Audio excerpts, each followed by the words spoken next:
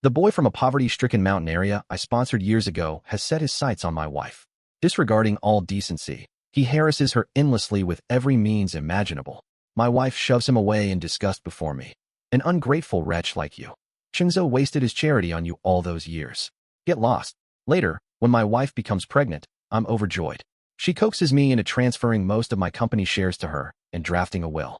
Yet shortly after, my car's brakes fail while driving, sending me crashing into a guardrail, plunging me into a deep coma, paralyzed from the waist down.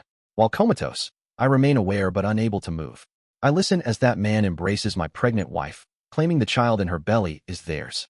To eliminate loose ends, they suffocate me alive. When I opened my eyes again, I had returned to the day the mountain boy began harassing my wife. Brother, I'm sorry. I won't bother sister anymore. I just relied on her too much. But it's so late now. There's no way I can get back into the dorm. Qin Zhong spoke to me with feigned pitifulness while directing inexplicable gazes towards Sun Yan's face. Sun Yan subconsciously tightened her grip on my arm, her complexion turning sallow as her eyes darted nervously. Why do you keep harassing me, and Chengze? I don't want to make a scene. Just leave. Observing this richly entertaining scene before me, I couldn't help but chuckle. So this started so early. They'd already become entangled this early on. The mutual affection conveyed through their eyes was impossible to ignore. How had I failed to notice in my previous life? Probably because my judgment had been clouded, my mind befuddled. Out of charity and accumulating good deeds, I began sponsoring Qin Zhong from the impoverished mountains after graduation, supporting his education until he entered university in our city. At that time, my wife Sun Yan and I were newlyweds, deeply devoted to each other. When my company was overwhelmed with work, I had Sun Yan pick up Qin Zhong after he finished his college entrance exams. Little did I expect he would fall in love with Sun Yan at first sight, shamelessly following us around and lavishing attention on her. Initially, I dismissed it as teenage infatuation, a hormonal impulse common at his age. But he grew bolder, emboldened by my kindness and trust in my wife, even audaciously requesting to stay overnight at our home. Sun Yan initially treated him with icy detachment, repeatedly rebuking him in disgust. Chengze funded your education for years. Did you work so hard to get into university just to destroy our marriage? You're disgusting. That night, when Qin Zhong left dejected, I actually felt guilty and told Sun Yan, let it go. He's just a kid, probably didn't mean it.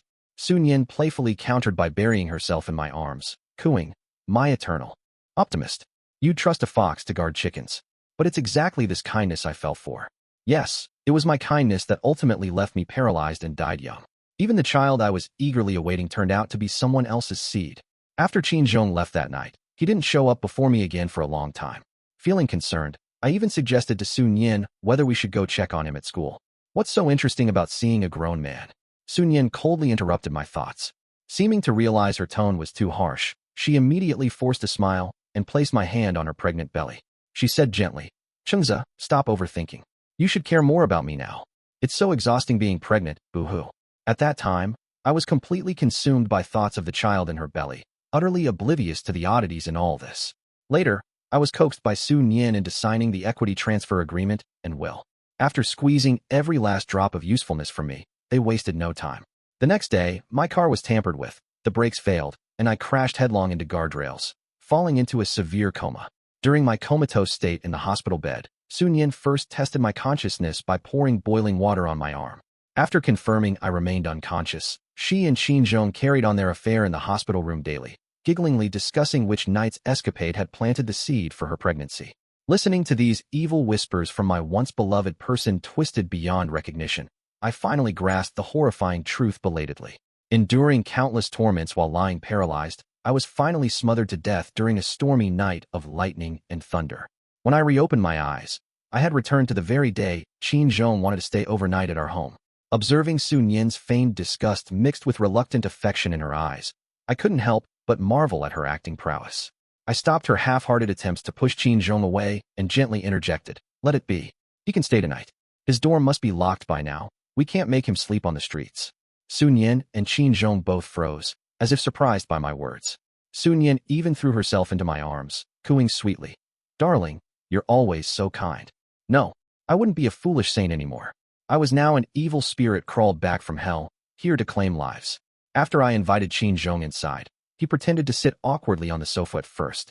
But when I brought out a plate of washed fruits as usual, he had already shifted closer to Sun Yan.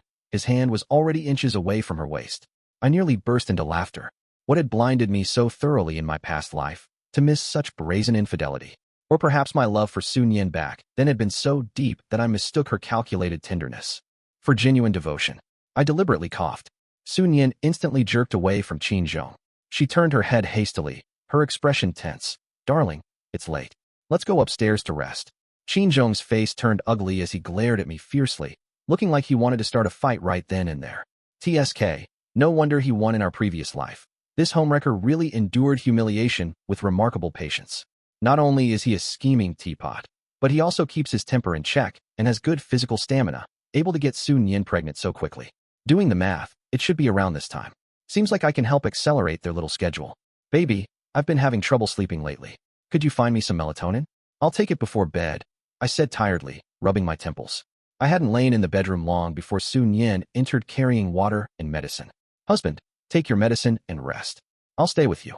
Obediently swallowing the melatonin with a big gulp of water, I quickly fell into deep sleep under her concerned gaze. Husband? Chingza. She called my name several times by my ear, then silently left the room after confirming I was truly asleep. The moment she closed the bedroom door, I opened my eyes.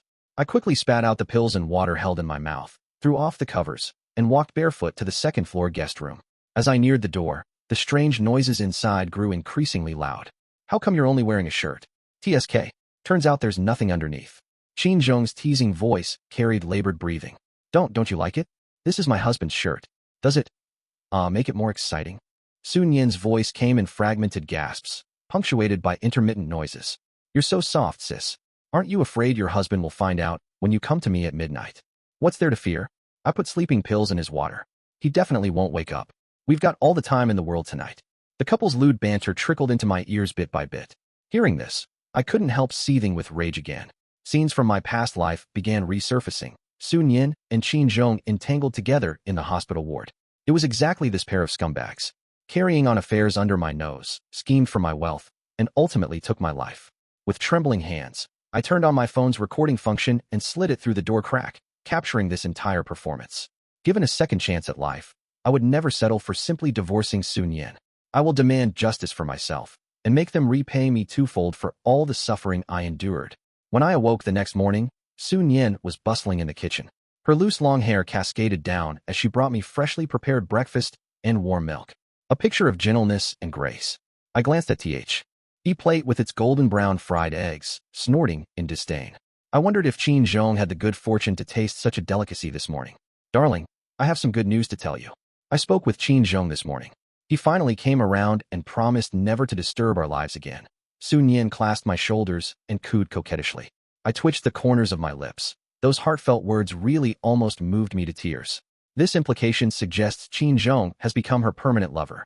Once the child is conceived, they'll trick me into writing a will and share transfer agreement before eliminating me. I tapped the table, my mind racing with thoughts. Yin, didn't you want to work at the company before? With recent business expansion creating urgent staffing needs, would you like to help me?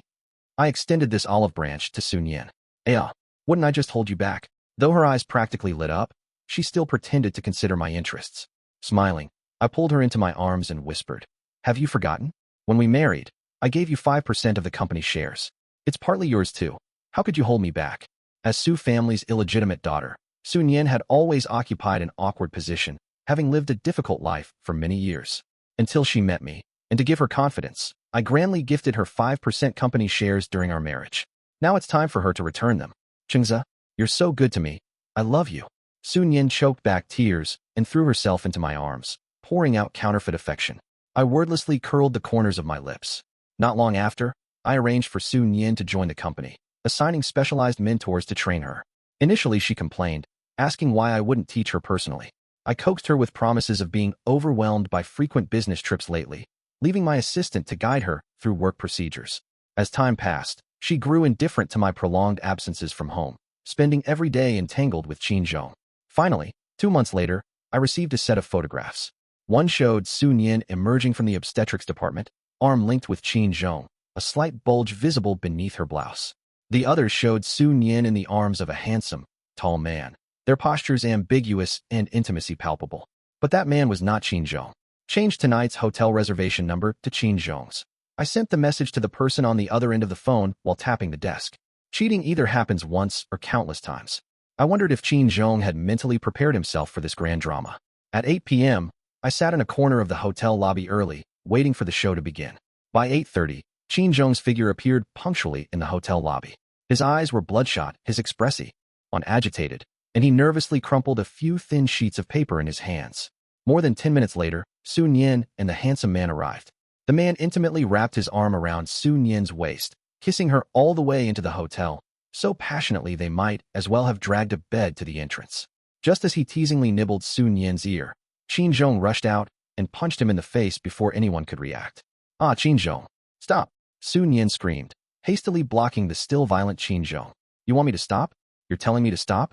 You're fucking carrying my child while checking into a hotel with your lover. Are you insane?" Qin Zhong's eyes bulged with rage, backhanding the ultrasound reports against the man's face. "You bastard. Look clearly. That's my child in Su Nian's belly. You're shamelessly destroying someone's marriage. Do you even have a shred of decency?" The man disdainfully wiped blood from his lip, then made a show of scrutinizing the ultrasound forms. He scoffed. "Destroying a marriage? What right do you have to say that? Who even are you? Are you Nianyan's husband? You're not even the original spouse. What gives you the right to challenge me?" His voice gradually dripped venom. "Besides, who can prove this is your child? When the baby's born, let's see who he calls daddy. Can you act like a proper side piece, buddy? Follow my example. Don't ask for too much if you want this to last." Qin Zhong's face showed momentary confusion as the man's words sank in. Then he let out two cold chuckles filled with resolve. "Nian, let's go. I'll never let our child call someone else father. That will never happen." With this declaration, he forcibly wrapped his arm around Su Nian's waist, attempting to take her away from the hotel. Su Nian also sensed that the situation was turning unfavorable. Determined to appease Qin Zhong, she turned to soothe the man with a few words before leaving. Only after confirming they had gone far did I emerge from behind the concealing potted plants. The abandoned man bowed his head in fearful reverence when he saw me. "Brother Zhe, I've completed the task you assigned. Brother Zhe, thank you for taking care of my mother." I patted his shoulder. "The thanks should be mine. I'm obliged you helped me with such matters." No. If you hadn't helped treat my mother, I might have been beaten to death by loan sharks by now. Compared to that kind of ending, I've not repaid you at all now." As he spoke, Xieshu's eye rims turned red. The man who had just been fighting with Qin Zhong shed his feigned arrogance, revealing his inherently gentle nature. I sighed with emotion. This world is full of suffering, yet misery favors those already suffering. Today's act was a scheme I collaborated with Xieshu to set up targeting Qin Zhong. I was acutely aware that Su Nian's feelings for Qin Zhong were rent yet deep, and for now she showed no intention of acting against me. Therefore, I needed a catalyst. I found Xieshu, desperate for money and suffering from an infectious disease. Xieshu's mother was hospitalized with cancer, requiring a large sum of money for surgery. To raise funds, he worked day jobs and took night shifts at entertainment venues, contracting ureaplasma ureolyticum. I asked him if he was willing to carry out this task for me, and in exchange, I would cover all his mother's medical expenses until her complete recovery. As for Su Nian, the thrill of infidelity had allowed her to reap its benefits.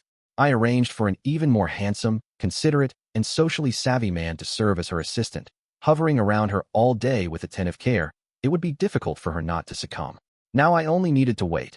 Wait for the provoked Qin Zhong to finally take action against me. Wait for him to personally place the knife in my hand.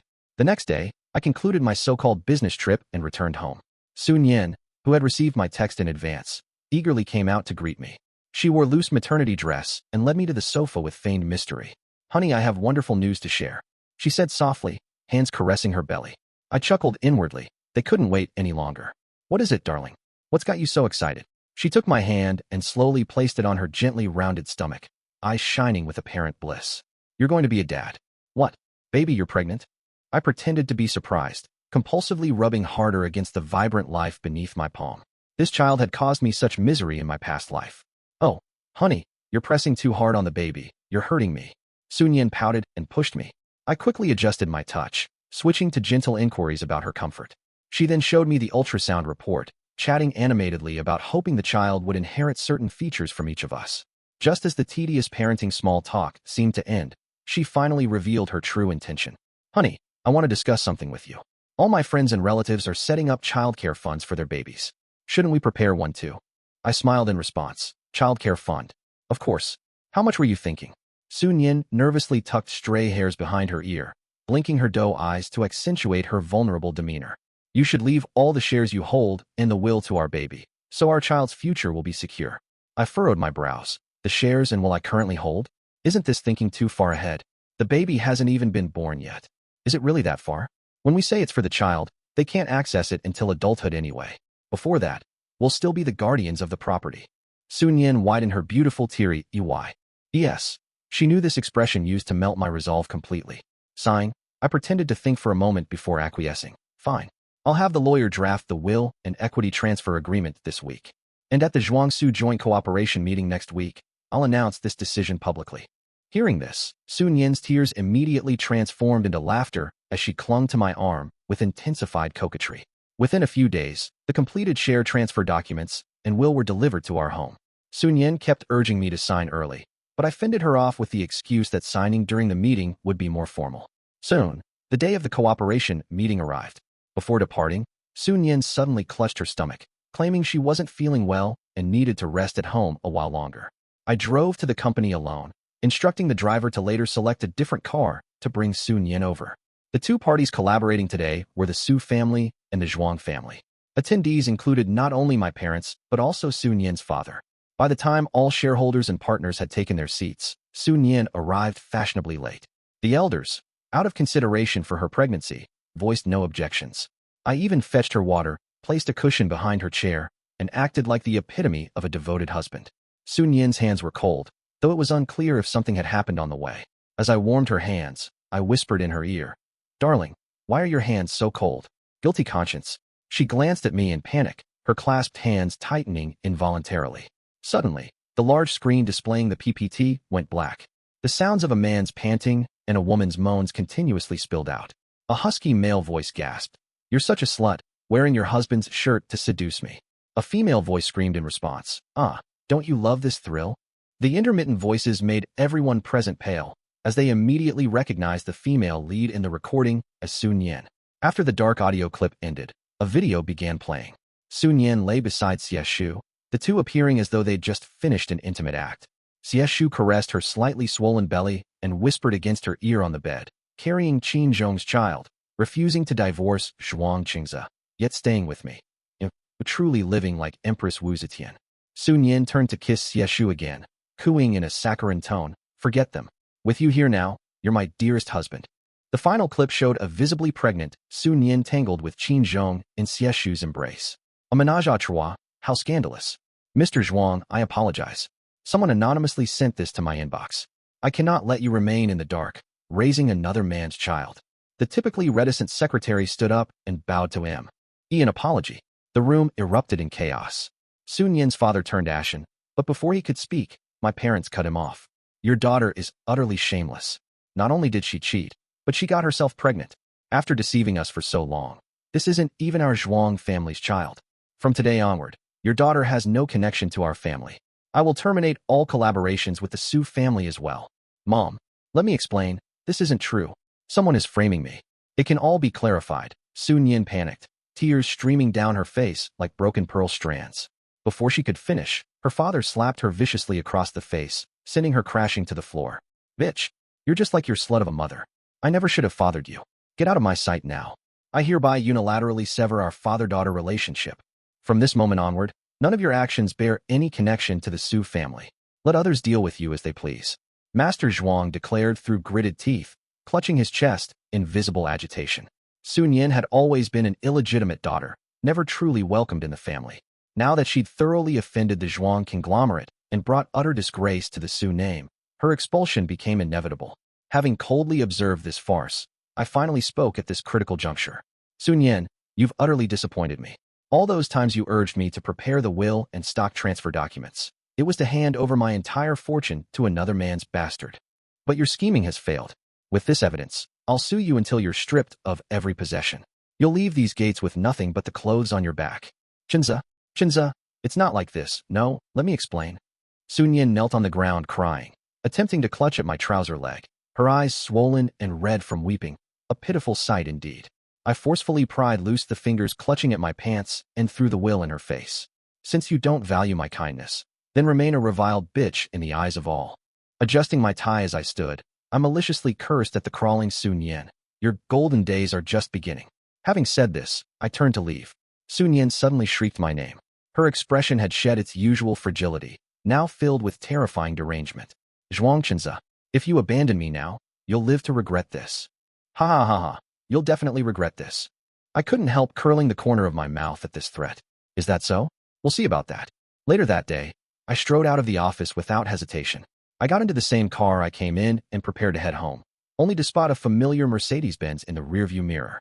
Qin Zhong was driving the same Mercedes that Su Nian had ridden in that morning, his face filled with resentment, while the disheveled Su Nian sat in the passenger seat. I sneered, accelerated, and changed direction. Qin Zhong also sped up, pursuing me relentlessly. Just as the car was approaching the speed limit, I gradually eased off the accelerator and began slowing down. However, Qin Zhong's vehicle continued moving at high speed. His car gradually drew parallel to mine, his sideways glance clearly brimming with panic and terror. Su Nian frantically started banging on the window, screaming my name. Chengza, Chengza, save me. Ah. The speeding car smashed into the guardrail with a horrific screech of friction. Smoke mixed with the smell of engine oil gradually filled my nostrils. I leaned coldly against the car door, watching paramedics carry unconscious Qin Zhong from the vehicle, and Su Nian whose body kept gushing blood beneath her. What goes around comes around. This lifetime, the car accident still occurred, except it wasn't me in its crosshairs anymore. I had long anticipated they'd make their move during the board meeting. After all, what better timing than right after signing the will and announcing the stock transfer? They still wanted me dead, even using the same method from our previous life, tampering with my regular car's brake pads. How unfortunate they didn't know I'd prepared countermeasures. Qin Zhong struck during my meeting attendance, never suspecting I'd have my assistant prepare an identical decoy vehicle with intact brakes. Those sabotaged brake pads had already been transplanted into his and Su Nian's car. The boomerang they threw eventually circled back to pierce their own flesh. I trailed the ambulance all the way to the hospital. Qin Zhong stood at the entrance of the obstetrics and gynecology department, his body and face bearing minor injuries. Though physically unharmed, his mind seemed agitated as he kept banging his head against the wall. From the delivery room came Su Nian's heart-rending screams of agony and despair. The moment he saw me, he charged forward to attack, but I blocked him. Curling the corner of my lips, I calmly enunciated. What's with the tantrum here? Didn't you bring this upon yourself? He staggered back in horror, trembling as he demanded. Ew, this was your doing? No. I whispered in his ear like a venomous serpent. It was you who replaced the brake pads. You killed your own child with your hands. Qin Zhong seemed to collapse under this revelation, madly slapping himself twice across the face. Impossible. I clearly tampered with your brake pads. How could they end up on this car? Family member. Where's the family? Emergency consent. The patient's having massive hemorrhage. We can't save the baby, now focusing on saving the mother. The nurse came running out to notify us of the situation, stopping in front of me. I smiled carefreely. I'm not the family member of the one inside. The real on. He is right here. With that, I left the obstetrics department amidst Qin Zhong's howls. When I arrived at the rehabilitation room with purchased fruits and milk, Xieshu was peeling an apple for his mother inside. He hurriedly stood up to greet me when he saw me enter. How's your mother's recovery progressing? Much better. The doctor says she can be discharged after some more rest. Xieshu's eyes moistened as he spoke. Really? Thank you, Brother Zhe. I patted his back, moved by emotion. You don't need to thank me. You've helped me too. Come work at my company. How could that work? My education. He hesitated. If I say your competence is enough, then it's enough. Besides, you need proper work to support yourself and your mother, right? Brother Zhe. I stopped him before he could start another round of grateful words. Those overly sentimental phrases made my teeth ache. Truth be told, he really had helped me tremendously. He stayed by Su Nian's side until she contracted ureaplasma ureolyticum and her pregnancy became unstable, then left to cure his own illness. It was the combination of her infectious disease and a car accident that led to Su Nian's miscarriage. In the previous life, she was used to destroy my unborn child. In this life, she ultimately failed to keep hers. I've avenged my wrongful death through this. Fortunately, I trusted my intuition. Not everyone is like Qin Zhong, that ungrateful wolf. This lifetime, I didn't extend my help to the wrong person. Later, through various channels, I learned updates about Su Nian and Qin Zhong. Qin Zhong became mentally unstable after personally causing his own child's death, remaining in a perpetual state of madness. He was soon expelled from school and sent to a psychiatric hospital. Su Nian suffered a complete collapse after her massive hemorrhage-induced miscarriage. The Su family completely disowned her, and with the substantial evidence I provided, the lawyer made her leave the marriage penniless. Her former friends and lovers avoided her like the plague, unwilling to have any further contact. Now no one knows where she went. A year later, the independent company I founded began preparing for IPO. My career flourished increasingly, and I met an excellent girlfriend who shared my aspirations. As the Lunar New Year approached, I planned to bring my girlfriend home for reunion dinner to meet my parents. While passing a handmade dessert shop on the way, my girlfriend playfully insisted I queue up to buy some treats. Looking into her expectant eyes, I tapped her nose and held her hand as we got out of the car. Just as we were about to enter the shop entrance in the queue, I saw a staggering figure emerge from the adjacent entertainment venue. In midwinter, the woman wore a cheap-looking mini-skirt with slits almost reaching her thighs. Lighting a cigarette while flirting with passing men, she teased, "Big brother, wanna date me tonight? You gotta buy drinks first." Beneath the vulgar makeup, traces of her original features could faintly be discerned. When my girlfriend coquettishly asked what was wrong, I shook my head and squeezed her hand. "Nothing. Let's go in." She smiled and kissed me, walking into the dessert shop shoulder to shoulder with me. Snow began to fall outside the window,